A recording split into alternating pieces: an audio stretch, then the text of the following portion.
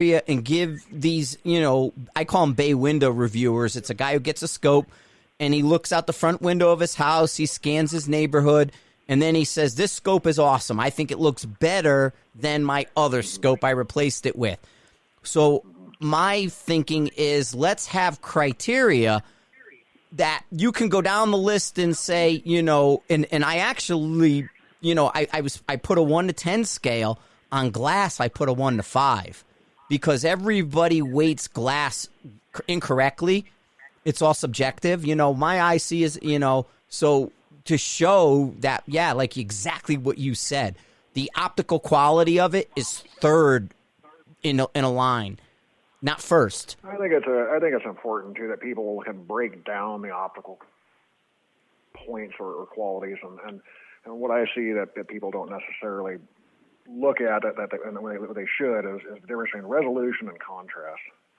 Contrast is what people typically see when they look through the scope and they go, wow, that pops. That's my favorite scope. That's usually contrast because they didn't take in the time to put it in a situation where you have finite detail, infinite detail, like looking at a dollar bill at 50 yards where you always have something smaller and smaller to look at. And so, resolution is one aspect where you need to say, okay, with this scope, I can see this amount of detail at distance. And with this one, I can't quite see that. I have to back off to this larger element on a res chart or even writing on a dollar bill. You can't get much better than a dollar bill, honestly. It has every amount of detail you could imagine, or newspaper with descending writing. But most people focus on contrast. So you have two different aspects. You got the contrast, you have the resolution. Of course, there's others. There's chromatic aberration. There's color, incorrect colors, or fringing, where you have a blue halo from dark to light colors. And those are things that are separate as well. And then there's ultimately low light. But most people make their opinions based on broad daylight conditions. And I think if you're evaluating an optic, not that you have to find the worst conditions in the world, but you really should look at things in low light, because if you have really good light transmission and you have really good resolution, that scope is going to look better even with less contrast. So contrast is an easy thing to come up with, but it also kills light transmission, and high contrast doesn't mean it has good resolution. There's a lot of scope manufacturers out there that focus strictly or mostly on contrast. I won't name names. There's some real tier 1 level type companies that do that, and I don't agree with it. I mean, it's why people say this one just looks better to me. But they're not really weighing out all the different optical elements that they should. And if you have really good contrast with really good resolution and really good light transmission and not a whole lot of tunneling and a large eye box, and that's a big accomplishment. And a lot of manufacturers don't have that. Luckily for us, it gave us the opportunity to come in and put our foot in the door and enter the market with a new scope brand that is much more balanced in that way. Well, and that's a good point. I mean, one thing, just to kind of get back to the dollar bill, when I went to Vienna, they had their test target in their square room up there, and they had a dollar bill, a U.S. dollar bill on the sheet with other elements to look at, but a U.S. dollar bill was in Vienna in their shop. Yeah. And so there's that. So absolutely. But then on the other thing, what you're saying is there's a way. I don't want to say, and this is the wrong word, but I think you get my point. There's almost a way to fool somebody into that contrast versus resolution.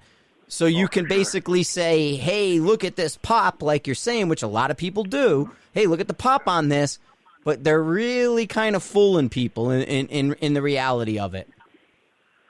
And there's different mindsets in different parts of the world wherever the optical engineer is. I mean, if you look at a Japanese design scope versus a European design optical engineer, you're going to see different focus on different areas.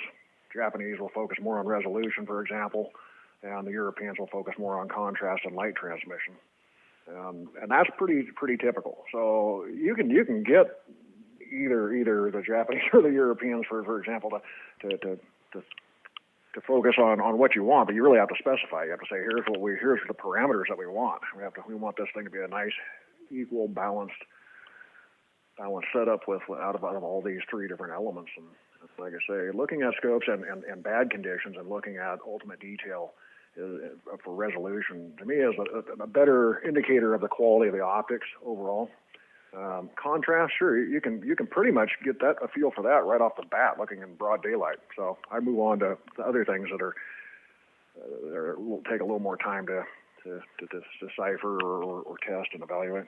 Nice. And in a way, kind of where you are and why you're zero compromise is because you saw the sort of the Japanese side of the house.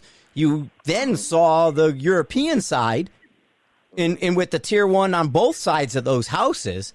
And then you moved into your own, and now you're like, hey, this is where the world where I was. This is the world I looked at, and now I'm putting two of these worlds together to get a no compromise or zero compromise optic out there. And I personally think I could see it, and it's comfortable to be behind. The time that you're looking through at different things. Even what is that? What am I looking at?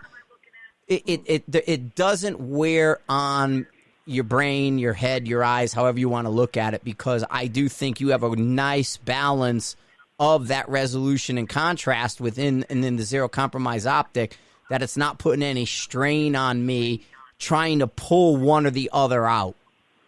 Right. No, that's a fact. And like I say, I've looked at a lot of different designs over the years, and you're always looking at the other side of the fence from wherever you're at. Yeah. And it was nice to actually get to that position here with ZCO to be able to build it exactly with what we want with the technology that's available. I mean, our optical engineers are 100% European, if you will, but it doesn't, like I say, we told them what we want and the ultimate effect that we want at the end of the day to get the best balance of optical design, regardless of what part of the world the engineer comes from. And one of the things I like too, and you have all the features that someone might look at, but you didn't try to I got to make this, whiz bang special.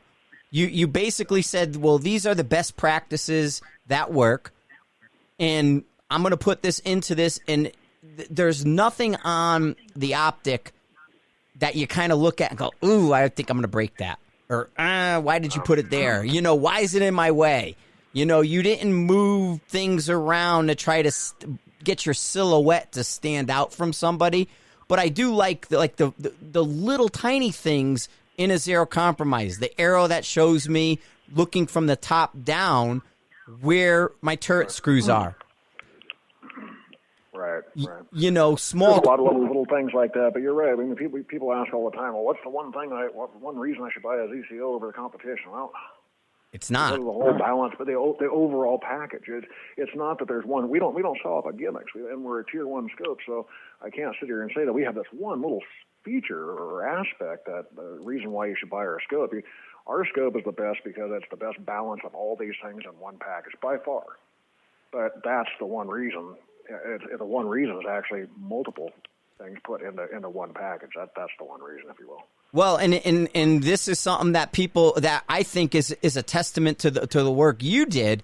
Is you're compared to the tangent data more than any other optic, which a tangent is over $1,000 more than yours price wise. But when people compare sort of the look, feel, if they have to compare it to something, it's always compared to a $4,500 scope.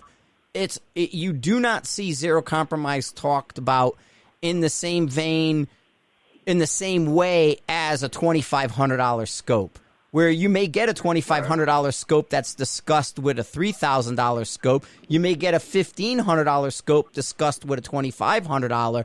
But your scope at like 32 is leapfrogs everybody in your zip code and goes right next to the next higher up. Yeah, and now our goal is to be the best. I do believe that we are, regardless of price. But it's been very, very flattering and comforting to see that when we first released the scopes now over a year ago to the market, people started getting them, that they put us in that category. I mean, that's where I know the product is, but can our customers see it? Do our customers believe it? And They have, and I'll tell you, back many years ago, no one would have seen that. No one evaluated rifle scopes at that level, even just 10 years ago or so. I mean, the customer education, the level of education that people have on rifle scopes and long range shooting in general is just, it's amazing. It's great. I love it. It's you don't have to sit, educate everybody all the time on why your product is $3,600 or over $3,000 versus, like you say, well, I can buy this one for $25 and it looks just as good to me. Well, okay, buy it, and you'll be our customer in a few years if you stay into the game. Yeah. Well, and there is a lot of competition, right? There is I mean, it's, if we go back, like you said, 10 years ago, there might have been 3 big players. Right, you had 3 choices of high dollar. I got to get like some of the best stuff going out there. And as you said, you were always included. If I go back, and let's even go back further. Let's go back 15 years ago. We had 3 players, okay? And I won't, if I had to throw them off, it would probably be like the Schmitz, the Night Forces, and then you can go in the Heinsolt, and it was around. The Leopold was popular, but wasn't really considered on the same level in some ways. Sometimes it was, sometimes it wasn't. But then when we moved forward, and then that player board expanded, to the K6 to 24, or now it's the 3 to 15. You were a player there when the Collis became a tier 1 and was known to be, kind of a tactical darling, and still is in a lot of ways. Not taking any, but now then we go into this other kind of decade, I guess, or another, thing, and there might be 5 scopes that are on the tier 1, and you're right back in that same pool. So you've always played in the tier 1 ponds, even when the tier 1 ponds were tiny. So it just makes sense that you continued with that excellence. Right. That's all I've ever cared about. I'm not a natural salesman or naturally passionate about sales in that way. I mean, I can only sell usually on facts and knowing that I'm working with a product that's best of class. If I can't do that, I'm not interested. It'd be no fun. I cut my teeth on all this. Yeah, even when I was a kid, my dad and I shot competition, and then before I even started with Night Force, I was shooting long-range competition. I got heavily in the 1,000-yard bench rest and some other long-range precision shooting competitions, and so the scope has always been what I do, and it's like a custom riflesmith that builds the best, most accurate rifle. I mean, great. That's awesome, and my version of that is to do that with the scope, and I'm only interested in it if I can build the best. And really, when you want to, I do enjoy it. I enjoy what I do if I'm building to that level, but I really wouldn't even want to be in the industry if I can deal in the tier 1 game. Nice. Yeah. So you're just not looking to OEM something, slap your name on it. You don't want the OEM JH scope out there because you want it to just have your name on a shelf. You want something that is going to be a legacy down the road. This is when people look at this, like your Ilias or your guys who are out there throwing them on machines. They're saying this was done right. And like I said, that's been your history moving through all this since I've known you. There's just too many of the others out there now, and it's just disgusting, almost at a level that there's another scope manufacturer popping up every day. Usually, let's face it, from China, and there's some Japanese manufacturers out there that build some really really good product, but short of that, dare I say, the majority of stuff out there is all from the same place, and it's not from Japan. It's not from what I consider quality manufacturing. And I'm sorry if I've offended anyone out there by that statement, but it's the truth. Oh no, I mean we knew that. I mean, like I said, there's so much that you have to be careful with because you don't want to talk out of school. You don't want to start fights and stuff. But even going back in the day, like I said, with the U.S. Optics stuff. When you kind of look behind the scenes, you go, oh, wait a minute. That doesn't look kind of the same as what I was thinking it was.